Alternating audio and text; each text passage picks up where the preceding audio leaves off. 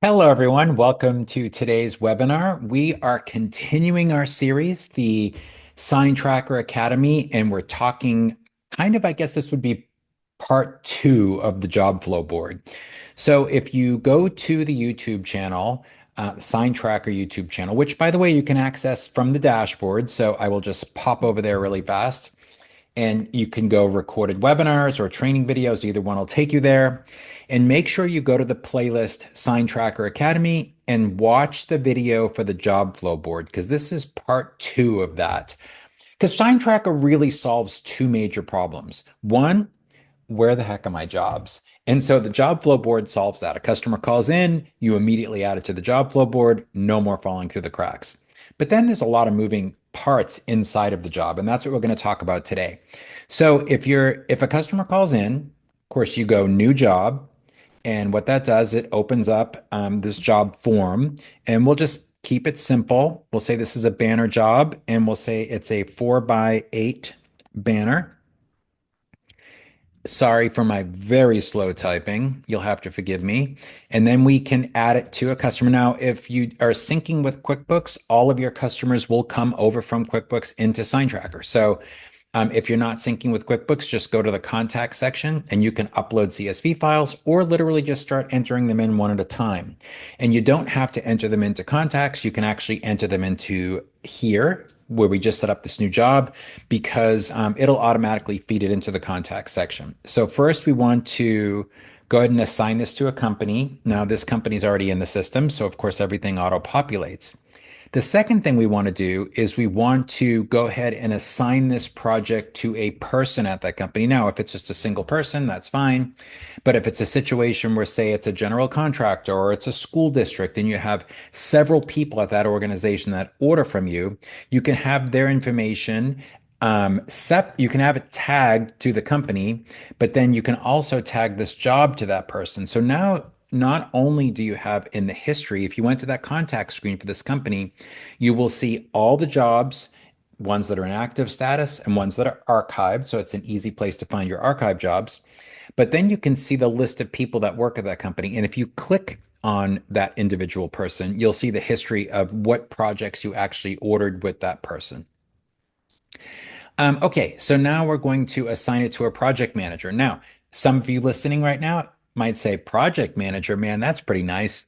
But let's say it's just you. You wear all the hats, and you don't have to assign it to a project manager, obviously. But you want to at least tag yourself as the sales rep, because it's going to show up on the contract that you send to the customer. And more importantly, as long as when you set yourself up as a user in SignTracker and you have an email, when the customer signs off on the quote, you'll get an email saying this has been approved.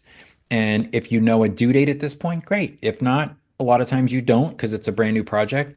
If the job location is different than the one above, let's go ahead and just, add, a location that's different, because maybe that location up there is just the corporate office. So we're going to go ahead and add a quick address here. And again, sorry for my slow typing. Okay, and we'll submit. So now what this does, I'm going to step away from this for 1 second, and I'm going to show you where this lands. Every time you set up a new job, it's going to land in the job flow board in the first spot in the first column. So, and if you watch that video on the JobFlow board, you can see that all of these represent a stage of production, and of course, as the job moves through. But what's most important is you have now taken this job off the stack of papers on your desk and out of your head. So if a customer calls in and they want to start, a conversation about a project, even if you just get in there, open it up, and it's here. You know that at some point in the next week or whatever, you have to contact this person, or you have to get some drawings, or there's some activities you're gonna have to do to get the customer quote before it actually gets to a sold job. And look, if you don't get this job, it's no problem. Right from here, you can just send it to archives, but at least you've captured this potential customer's information, possibly a copy of their logo and the attachments or whatever, some notes, and you never know when they're gonna come back. But let's assume that this person is somebody that you work with on the regular and they are needing to order this banner. So the job flow board is where you can keep all the individual those job cards, but it's all the individual jobs. And you can at least know that they're not going to get lost somewhere in the system. They're here. But when you click into that job card, this is where you're going to land. And this, I like to think about this. I like to think of this as an electronic job folder. And you can do a lot of things from here too. I can assign a due date from here if I want to. I can move it from stage to stage. So let's say this customer, does say, yeah, hey, Joe, we're going to move forward with this, or, they sign the contract or whatever. And we'll talk about that. And well, you can actually go to the Academy, the SignTracker Academy screen and watch the webinar that I just recorded on quoting. So it kind of walks you through these two tabs here, like how to actually get the contract approved and all that. But from here, you can move it. It'll move it on the job flow board. Also, if you assign a due date to it, like I just said, it'll all the way through the system assign a due date. So you'll see this job now on the calendar. And then obviously you'll see it on the job flow board and you can move it from stage to stage here as well. So, okay, so this is the overview of the job. Now, if you're old school and you still feel like you need to print something that gets attached to an art file, whatever, you can print this screen, but hopefully you're going to get to a point where you don't have to do that. Now, tasks, everything's managed here in one place. That's kind of nice too. So, you don't have to worry about, hey, I have to go to this drive to do this, or I have to go to this to do that. Everything is right here. And there's an activity tracker. So anytime somebody moves a job from stage to stage, assigns, a task or anything like that, anything that happens, writes a note, it's going to timestamp it and tell you who did what. Tasks. So we will have a video that you can watch on tasks as well, how to set up the task templates. But basically, the tasks are also managed here inside the job. So you can build these task templates. We'll just keep it really simple for this one. They can be very large and complex. Like I did have some in here you can see that are large projects, so, and those can be everything from meeting the initial client meeting to talk about, what they need, like a design discovery meeting, all the way down to sending the final invoice. And these task lists can be as complex or as simple as you like. Each task can be assigned to an individual. So you just assign it, and then let's say this is due by the 10th. So now we can go ahead and we can say, well, if that's the case, then I'm going to have this task done by the second. And and then you can also write a note too. So let's say you wanted to see this person before they did this task, see Joe. And anyway, we'll save that.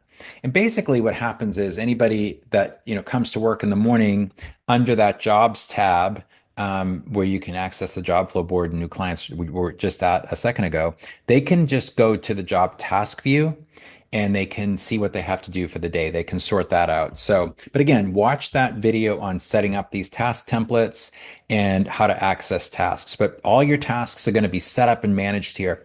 And just even though you apply a task template to a job, it doesn't mean you can't add an additional task. So let's say, we have this task template banner assigned, and then the client needs a sample of material, right? And then you go ahead and save the task. It drops in. I mean, if you want to put it towards the top, you can do that. I can assign this to myself. Um, Oops, sorry about that. I'm going to assign it to me. And then I'm going to say, I need to get this done, on Monday. Save it. So what this does now is it's going to send me an email reminding me that I have this task. But more importantly, and you'll see this in the task video, the task list that is accessible to every employee, and they can sort it out by this week, today, whatever. I kept that tab open all day long on my computer, and it was just for me, like I was always referring to what I had to do. And then if for some reason I was working inside of a job, like this one, for example, and a client called and I needed to add a task, I would just add the task. I'd add the due date and then forget about it. So it was out of my head. And I knew when the task was due or I needed to start working on it, I would see it in my task list. Notes, pretty self-explanatory. It does timestamp it. So let's say color sample needed and, drop off to client, uh, red PMS 1, 2, 3, 4, whatever. But you can, whatever Matthews paint color or vinyl sample colors or whatever. But what it does is it timestamps it, and anybody that's in a job can take a note. Now, one thing I use this for a lot, I use Gmail for work, and I've always used Gmail through my two sign shops that I've owned. But sometimes those threads can get a little long. And so for me, anytime a customer sent me an email that required action or an approval or a change, I would just copy and paste the whole email, the header, the body, everything, and I would just type in, customer approved change, and then hit here and paste the entire email and save it. Not that I didn't have that in my email, but man, it was so much easier to find that sort of stuff, especially the stuff that required, changes in what the contract needed or anything like that. And it would really cover me because I'd be able to say to the client, hey, but wait a minute, I got this email from you, a week ago, and you said blah. And so it's really, I use this all the time. Let's attachments. So you might have an external drive, but what's nice about attaching all your project files in SignTracker, and that's including like if you get PDF copies of permits, if you do electric signs, or maybe whatever, anything you might get, from a client that they scan and send over to you. I mean, all your files, survey photos, you can actually go out in the field and open SignTracker through your browser and or a tablet. This is pretty reactive, to mobile. So if you click your thumb on this square, for example, you can upload all your survey photos. And then of course you can take notes about the survey. But if I just click this, I can go ahead and let's just I'm gonna just go ahead and upload a couple of client files here. Let me see if I can find some products, and we'll go to client samples. Here we go. And so I'm going to go ahead and upload these samples. Now it'll create thumbnails for you. So if it doesn't really matter if it's a PNG AI file, CorelDRAW file, SVG, EPS, however you save your files. The only thing it doesn't save is a flexi file, but as long as you save your flexi files as export them as an EPS or a PDF, then it's fine. They'll be here too. So you have all your files, and then you can organize them by, let's say I open this up and I get a full view of the file itself, but then I can also come over here and edit it, and I can write a note like this is the print file or whatever, you can just put a note on it if you want. I can also add a tag. So you can create these tags, and you basically can just search tags. And if you don't see the one you want, it'll allow you to create a new one. But so now we have final production. I save it. So that's great. It's been saved. Now let's go back to this, and we'll pick a logo file. By the way, behind the signs, you can access that Facebook group through the dashboard as well. It's a great resource just to ask questions about anything in the sign industry. A lot of really helpful chat groups in there as well. But I always encourage folks to go on there, check out the file section. There's a lot of really kind of nice stuff in there for you as well. It's all free. And it's a great place to learn more about the industry and to share your wisdom as well. But let's say this is, we'll say that this one is the logo, right? So we're going to save that, and we'll go back here. Now, if I'm the person running the printer or the router or the flatbed or whatever, I'll look at my task list. I go to the task list, and I can see all my tasks for the day from all the different jobs. They don't have to log into here to see their task list. They can log into the task screen to do that. But right from the task screen, if it says, oh, I got to print a banner, they can click right from there. It'll take them into the job. They can come to this attachment folder, final production. It filters everything else out, and they have it. And what's nice is if you archive this job, obviously, you have all these files. You don't have to go fishing around someplace else to try to find them. So if a customer calls in a year from now and says, "Hey, I need a repeat of that sign I did last year," no problem. I can go to my archives, I can clone it, I can take it out of archives, give it a new job number, whatever is easiest for you.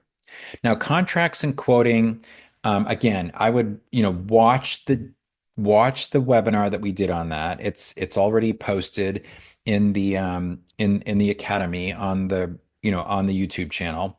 And so it's pretty detailed. It's about 30 minutes long. So sorry for the long, boring video, but it really will walk you through step by step, not only how to do a quote inside the job, but how to get all the quote worksheets and templates set up. But just for a quick refresher, we're going to go here and basically this is the worksheet. And the worksheet is just filled with line items, and the line items are the templates you create. And of course, again, that video will show you how to do that. So now you open up this product template. You have all your stuff here. You can add taxes. Now your taxes are going to be, come in from QuickBooks.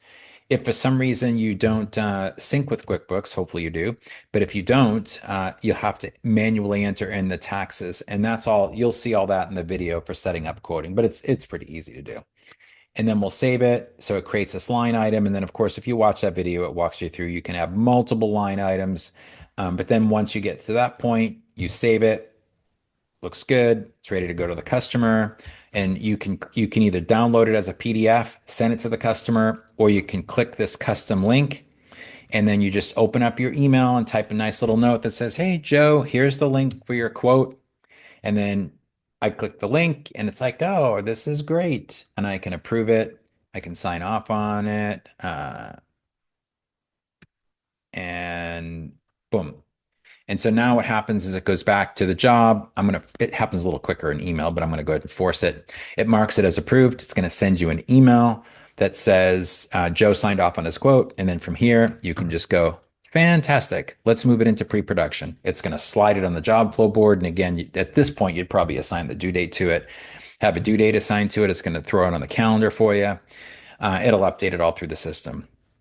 Quote worksheets, it's more just, this will refresh in a minute, but what this is the when you create worksheets, oh, poop. I was trying to refresh it to see if it would happen for you. Sorry.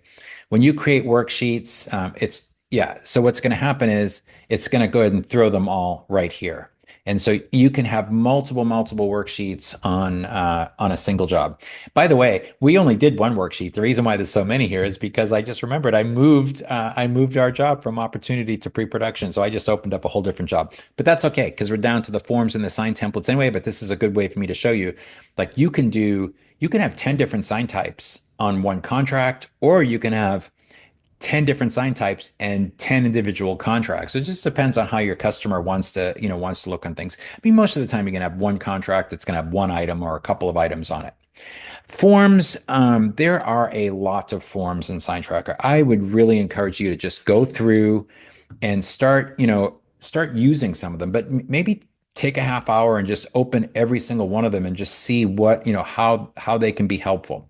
The thing you have to remember is if you're on Chrome or whatever browser you're on, I'm sure there's extensions on all of them. I use Chrome, but make sure you add the Adobe Acrobat PDF editor extension. Free, just add it. Might even be a default extension, but if not, just manage extensions, look for it, add it. But what it does is it allows you to edit all of these forms right here in the browser. So again, if you're using a survey form and you have a tablet and you're in the field, you can attach all your survey photos in the attachment section. You can open up one of these forms and you can say, "Okay, well, this is a multi-tenant sign." And let's say you're out doing a survey, and this happens to be an electric sign one. So, if you don't do electric signs, there's a lot of other ones for graphics and vehicle wraps and all that stuff. But you can just kind of make some notes, needs, paint, whatever. You can make whatever notes you want. When you're done, you just hit submit, connect it. And what it does is it sends it back to the job and it puts it under the completed forms. So that's what we just filled out. So if you're in the field and you're doing a survey you're a salesperson or you're an installer or whatever, and you've done, you've taken all the pictures and you've written some notes, and you open up one of the forms and you fill in some of the measurements. Then from there, you can just text the designer like, "Hey, job number 10109, it's ready for design," or whatever. So, and again, there is a lot of work orders. I mean, all kinds of stuff. These are all the forms that we used to manage, our projects at our sign shop. Now, sign templates is kind of a bonusy thing. But it's nice, if you don't have these templates, there we hired a technical designer to help us with this. So we have ones that are very detailed, like almost every channel letter configuration and almost every wall mount configuration. So these are super, super helpful. If you don't do electric signs, may never know. You might want to dip your toe in the water, but at least you get some really cool looking templates. But we did them for flat cutout letters. So if you do any kind of Gemini installs and you want to have some really nice graphics to add to your pretty graphics that you show your customer, technical graphics, I mean, and then same with banners. I mean, we did them for, wall panels, yard signs. And so they're all in here. They're all vectorized. You can edit them in pretty much any application that you use. Let's go back to our overview. So that's pretty much it. And here, because this is an older job that I opened and not the original one we created, you can see what I mean when I say it'll track. So everybody that's done anything on this job, it's going to timestamp it. So the good thing about that is if someone moves the job on the job flow board and they're not supposed to, well, you're busted. Everyone knows who did what. But so that's pretty much how to manage the parts of the job. Again, the job flow board is for all the jobs so they don't fall through the cracks. And then inside the job card think of it as an electronic job folder. And this is where all the components to the job are, and it just helps you keep everything together. So that's it for managing the components of your job. I'm so glad you guys could spend a few minutes with me today.